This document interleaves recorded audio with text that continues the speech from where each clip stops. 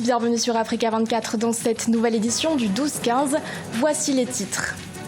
L'Afrique du Sud bannit son drapeau hérité de l'époque de l'apartheid, un symbole considéré par la justice comme une incitation à la haine à l'égard de la communauté noire.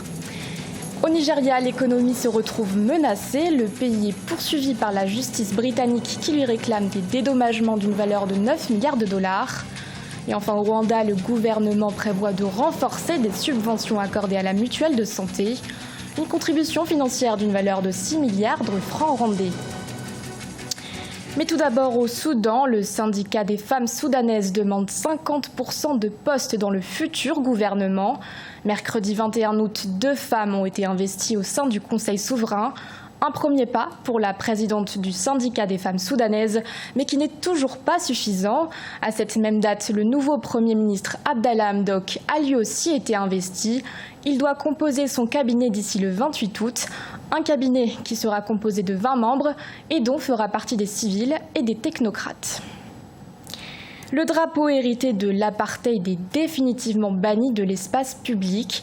Une décision prise par la Cour de justice sud-africaine ce mercredi 21 août qui l'assimile à une incitation à la haine à l'égard de la communauté noire. Cette prohibition répond à une requête de la Fondation Nelson Mandela, un sujet réalisé par Graziella Chakunte. C'était l'emblème d'un passé douloureux. Il est désormais officiellement banni. Le drapeau datant de l'époque de l'apartheid ne peut plus être déployé en public en Afrique du Sud.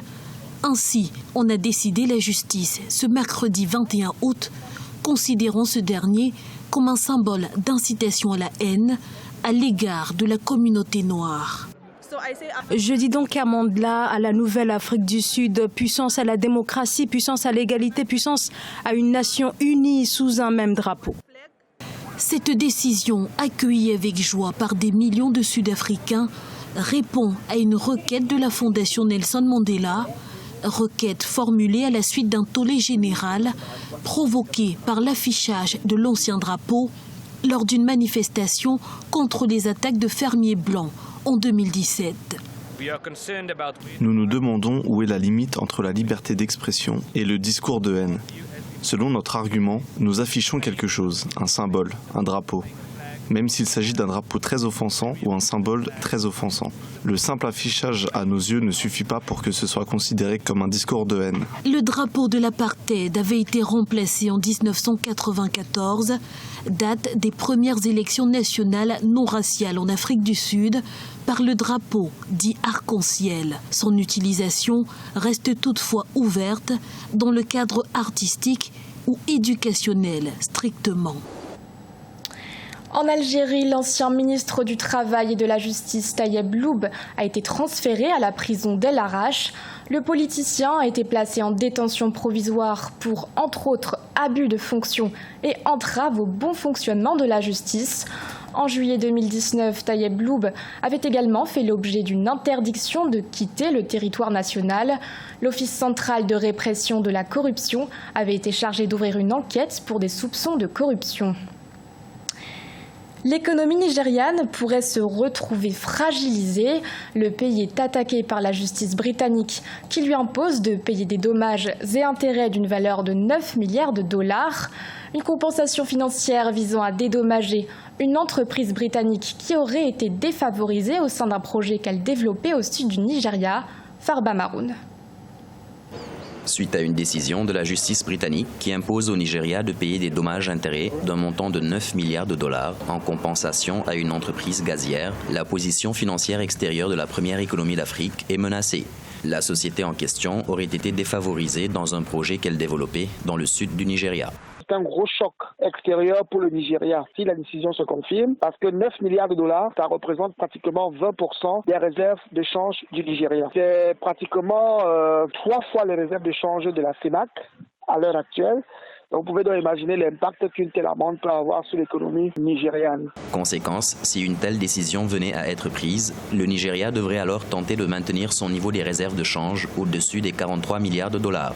D'après le gouverneur de la Banque centrale du Nigeria, Godwin Emefiele, Un recours en appel de cette décision a déjà été introduit. La principale conséquence, c'est que ça va créer un manque de liquidité en devises. Et généralement, quand un pays a un manque de liquidité en devises par rapport aux besoins exprimés par ses agents économiques, ça entraîne forcément la loi de l'offre et de la demande. C'est-à-dire que plus on veut des devises et moins il y en a, plus les prix des devises augmentent. Ça veut dire que le Nigeria risque de vivre une dévaluation technique de sa monnaie. Le marché international d'échange subit une grosse pression et le Naira, la monnaie nigériane, n'échappe pas à cela, avec un nouveau recul enregistré depuis le début de l'exercice 2019. Actuellement, la stratégie multitaux appliquée par le Nigeria a pour incidence un taux de référence qui est à 306 Naira pour $1 et un taux défini par le marché qui s'est dégradé à 363 Naira pour $1, en baisse de plus de 18%. Au Rwanda, le gouvernement prévoit de renforcer les subventions allouées à la mutuelle d'ici cette année. 6 milliards de francs rwandais supplémentaires seront octroyés. En février 2019, l'État avait déjà envisagé de subventionner l'assurance maladie communautaire pour un montant de 10 milliards de francs rwandais. Nelly Claude Ebessa. Le gouvernement rwandais renforce les subventions du régime d'assurance maladie communautaire. Aux 10 milliards de francs rwandais alloués à la mutuelle de santé s'ajoutent 6 milliards de francs rwandais supplémentaires par le biais d'un financement budgétaire direct. Des subventions qui, selon le ministère de la Santé, sont une réponse à la demande croissante de services de soins de santé. C'est une manne pour le financement des mutuelles. C'est aussi un moyen de financer les professionnels de santé. Et puis pour les populations, ça va contribuer à une meilleure qualité des prestations de soins.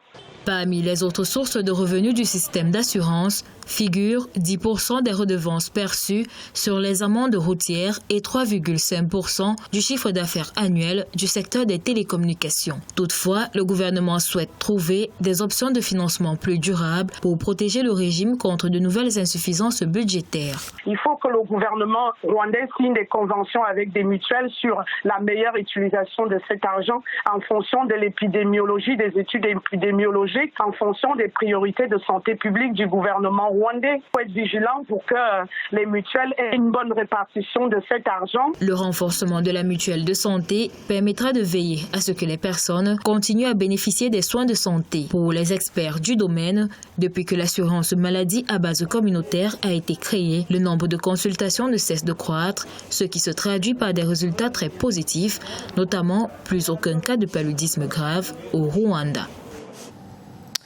Le surf devient une activité de plus en plus prisée par les Sénégalais. Présent au Sénégal dans les années 60, le surf était essentiellement pratiqué par des étrangers. Ce n'est qu'à partir des années 2000 que l'activité a véritablement commencé à se développer. Le pays compte actuellement 8 écoles de surf et possède une équipe nationale. Un reportage de notre correspondant Helen Jdiani.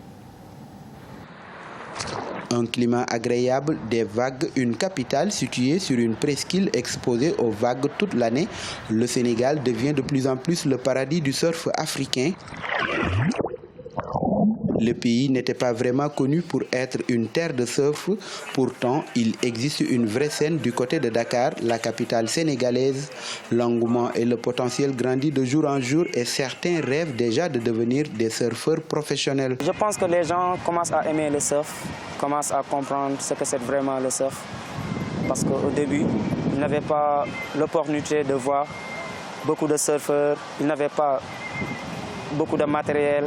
Et maintenant, il y a beaucoup de sources de motivation. Le surf est un sport comme les autres, comme le football. En fait, c'est passionnant, quoi. Avec les vagues et tout, la mer, des fois le soleil. On compte 8 écoles de surf au Sénégal. Dame Samb, 21 ans, est entraîneur de surf dans cette école. Après quelques cours d'échauffement, les élèves se jettent à l'eau. Aujourd'hui, ils apprennent l'équilibre qui, selon lui, nécessite la confiance en soi. Celui qui fait le surf doit être motivé d'abord. S'il n'est pas motivé, il ne peut pas faire du surf. Parce que quand il rentre dans l'eau, une fois dans l'eau, s'il n'est pas motivé, là, il ne pourra pas jamais se concentrer, quoi. Le pays possède plusieurs écoles de surf et il existe même une équipe nationale. Si le surf était une discipline réservée aux étrangers en vacances à Dakar, tel n'est plus le cas puisque les plages de Yoff, Ngor ou encore les Almadies accueillent davantage des surfeurs nationaux. La Côte d'Ivoire prévoit des funérailles exceptionnelles pour DJ Arafat, un événement prévu le 30 août au stade Félix Houphouët-Boigny, où une veillée musicale est organisée suivie de l'enterrement le lendemain. 100 000 personnes sont attendues. Le gouvernement ivoirien a annoncé qu'il prendrait en charge la totalité des frais. C'est la fin de cette édition. Merci de votre fidélité. L'actualité continue sur Africa 24.